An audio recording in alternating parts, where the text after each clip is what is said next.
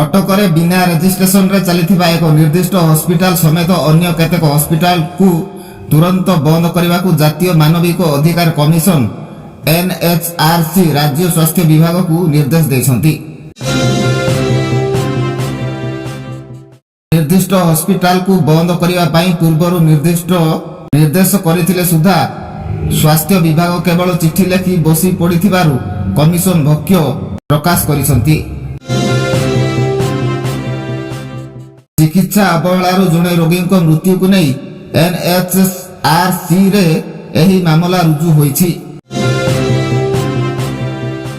ବାବଲପୁରର ମାମଲାର କିଶୋର ଚନ୍ଦ୍ର ଦାସ ସାମାନ୍ୟ ଦୁର୍ଘଟଣା ଶିକାର ହୋଇ ଉକ୍ତ ହସ୍ପିଟାଲରେ ଭର୍ତ୍ତି ହୋଇଥିଲେ। 2021 ଜୁଲାଇ 9ରୁ 14 ପର୍ଯ୍ୟନ୍ତ ତାଙ୍କର ଚିକିତ୍ସା ପ୍ରଥମ ଟେଷ୍ଟରେ ରୋଗୀଙ୍କୁ କୋଭିଡ୍ ନଥିବା ଜଣାପଡ଼ିଥିଲା। ମାତ୍ର 2 ଦିନ ପରେ ତାଙ୍କୁ କୋଭିଡ୍ ହୋଇଛି ବୋଲି କହି ଡାକ୍ତରମାନେ ଛୁଇଁ ନଥିଲେ। ଫଳରେ ଚିକିତ୍ସା ଅବହେଳାରୁ ତାଙ୍କର ମୃତ୍ୟୁ ଘଟିଥିବା ପରିବାର ଲୋକେ ଅଭିଯୋଗ କରିଥିଲେ। ଅପରପକ୍ଷରେ ଏହି ହସ୍ପିଟାଲ ବିନା ରେଜିଷ୍ଟ୍ରେସନରେ ଚାଲୁଥିବା ଜଣାପଡ଼ିଥିଲା।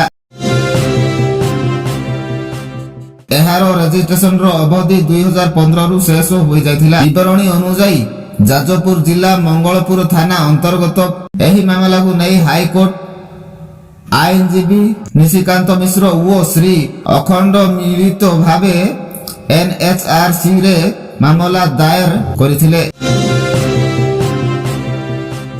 ସ୍ୱାସ୍ଥ୍ୟ ବିଭାଗ ଏକ କମିଶନ ଗଠନ କରି ଏହାର ଅନୁସନ୍ଧାନ କରିଥିଲେ। ତେବେ ଏହି କମିଟି କିଶୋରଙ୍କ ଚିକିତ୍ସାରେ ଅବହେଳା ହୋଇନଥିବା ରିପୋର୍ଟ ଦେଇଥିଲା।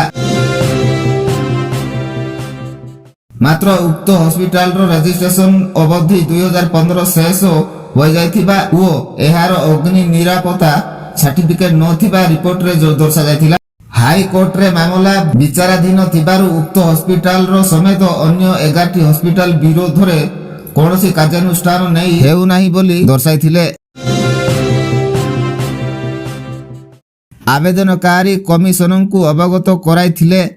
ହାଇକୋର୍ଟରେ ଏ ସଂକ୍ରାନ୍ତୀୟ ମାମଲା ବନ୍ଦ ହୋଇସାରିଛି। ଏହାପରେ କମିଶନ ଏହି ହସ୍ପିଟାଲରେ ସମେତ ଅନ୍ୟ ହସ୍ପିଟାଲକୁ ତୁରନ୍ତ ବନ୍ଦ କରିବାକୁ ନିର୍ଦ୍ଦେଶ ଦେଇଛନ୍ତି।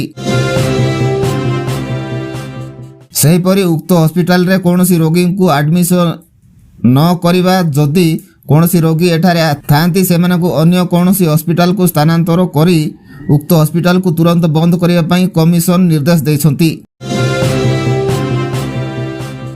ଏହି ପ୍ରତିକ୍ରିୟାରେ ଯେପରି କମିଶନ ପାଇଁ ନିର୍ଦ୍ଦେଶ ଦେଇନାହାନ୍ତି, ଏହି ପ୍ରତିକ୍ରିୟାରେ ଯେପରି କୌଣସି ରୋଗୀ ଅସୁବିଧା ସମ୍ମୁଖୀନ ନ ହୁଅନ୍ତି ସେଥିପ୍ରତି ଧ୍ୟାନ ଦେବାକୁ କମିଶନ ନିର୍ଦ୍ଦେଶ ଦେଇଛନ୍ତି।